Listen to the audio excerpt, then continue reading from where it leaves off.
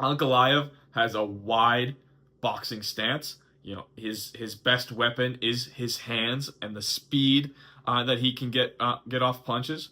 Uh, that stance is wide open. He doesn't check kicks particularly well. We saw it at UFC 282. It was a problem. He was almost stopped. His legs were pretty much jello. He had to go to his wrestling to dig deep and win that fight in rounds 4 and 5. That he didn't win, but that's what he felt gave him the best chance of winning in rounds 4 and 5.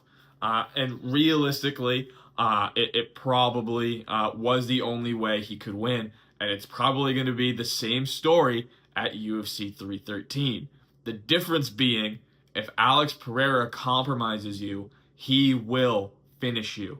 Ankalaev he has very good wrestling. He can keep you down, and we know that from UFC 282 against Blankowitz.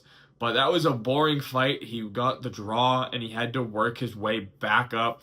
He's fought Johnny Walker twice since. He has, a no contest in there, a highlight reel knockout in those two matches with Johnny Walker, and then the Ratchik fight at UFC 308, in which he looked pretty good in the stand-up, but he didn't look dynamic enough where you'd think Alex Pereira is gonna have trouble with him in the stand-up game.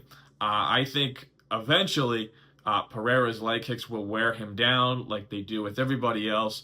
And I think it has potential to look very much like Pereira versus Prohaska, where just those leg kicks compromise, Ankalaev late in the fight, and he eventually finishes the fight.